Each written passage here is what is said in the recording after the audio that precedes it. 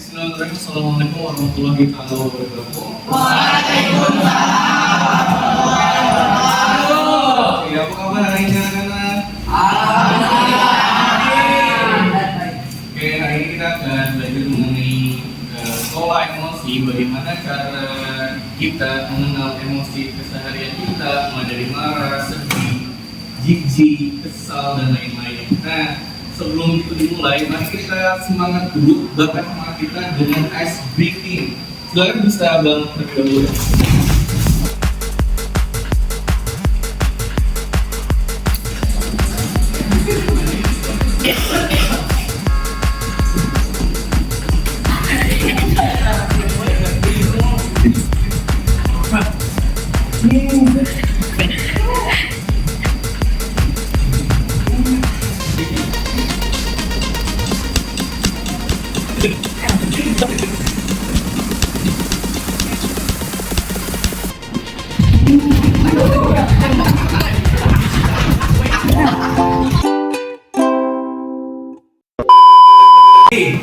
Apa yang membuat kalian sedih? Apa yang membuat kalian marah? Kalian ceritakan ke kelompok bermain kalian. Bisa dimengerti? Bisa. Oke, silakan bisa bermain.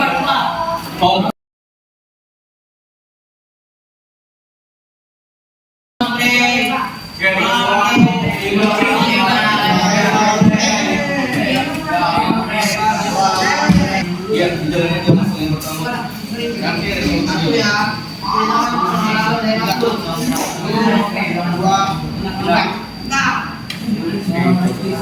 Dan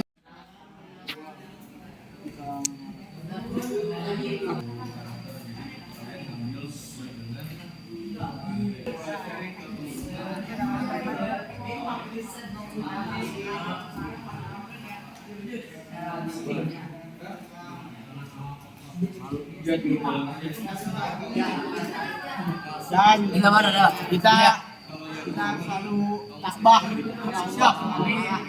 Dan kita harus teguh, sabar ya. Dan lanjut.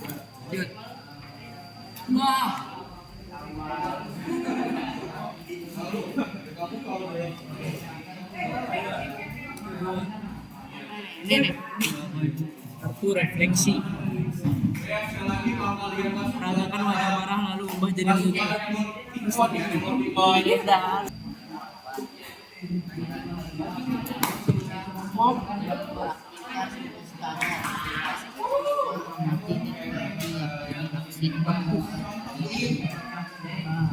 Kan bungkusnya.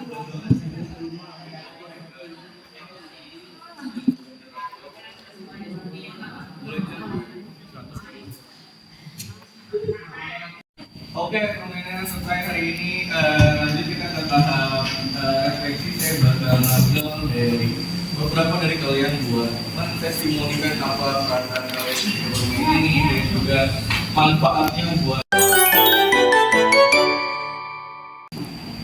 Oke, boleh. Kita mendapat. Jadi senang. Selain itu ada lagi? Boleh. Yang manfaat dari permainan ini apa yang kamu dapat? Bisa mengungkapkan perasaan itu. Ungkapkan perasaan. Oke, selain itu Bagi kita. berbagi cerita. Oke, thank you Gilpos buat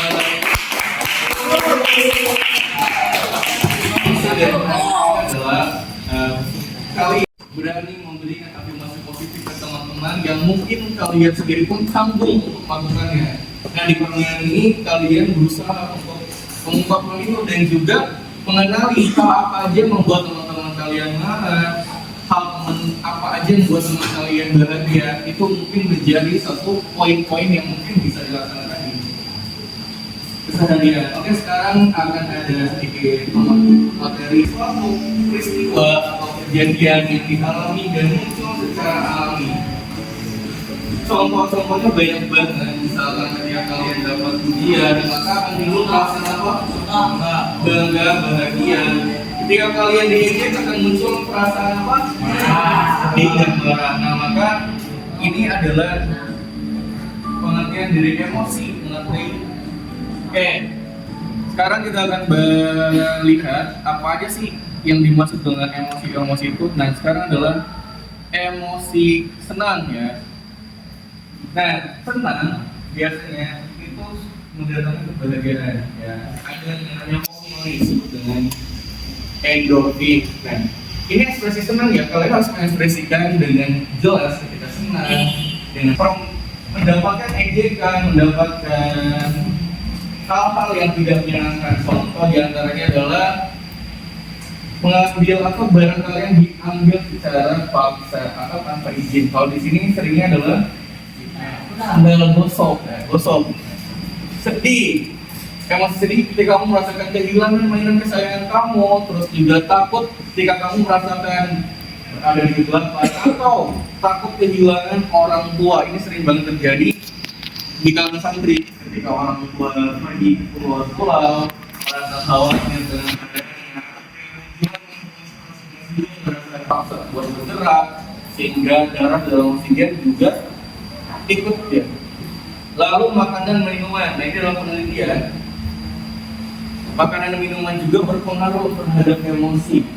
Ketika kalian lagi panas, capek, terus minum es manis, maka perasaan bahagia muncul di sana. Dua dikata tadi, berpikir, coping secara emosional ya, dengan melakukan tadi afirmasi positif ke diri sendiri. Ketika orang lain sibuk mengatain kalian, kamu mau beban rumah A, B, dan C. Nah, kalian harus bisa afirmasi diri kalian dengan positif dan sadar. Oh, terus kalau saya gendut, lalu salahnya di mana? Oh, ketika saya hitam, salah saya di mana? Nah, kalian harus bisa sampai ke sana. Lalu coping secara sosial, baik sama teman. Ketika lagi bad mood nih, untuk membangkitkan bisa dengan main bareng teman, main futsal bareng, main basket bareng, atau dengan ngobrol sama ustadz atau ustazah. Me time. Nah, ini me time ini coping yang paling sederhana yang bisa kalian lakukan secara individu, misalkan dengan jajan petugas atau misalkan ngobrol sama teman atau melakukan agenda-agenda yang kalian bisa membangkitkan rasa bahagia tadi. Contohnya saya pribadi, saya senang suka ketika saya lagi stres saya makan bakso ayam terus lanjut dengan es. Itu semangat saya muncul lagi ketika saya lagi lelah secara emosional. Itu kalian bisa lakukan dengan hal-hal tersebut. Lalu, nah ini secara aplikatif mungkin merasa diri itu selalu capek, lelah. Ada beberapa hal yang mungkin bisa membantu kalian, kalian. Yang pertama adalah melakukan jurnal emosi selama 24 jam atau dalam bahasa ini journaling. Kalian bisa melakukan journaling ini di menggunakan buku tulisan kosong. Kalian catat keseharian kalian, emosi yang muncul dan penyebabnya apa kira-kira. Nah, itu setiap hari dicatat di sana agar memudahkan kalian untuk analisis apa sih yang sedang saya rasakan, apa sih yang sering terjadi sama saya sehingga saya sering sinis, sering temperamental ke orang tersebut. Misalkan lanjut ada langsung self talk. Nah, self talk ini berbicara dengan diri sendiri.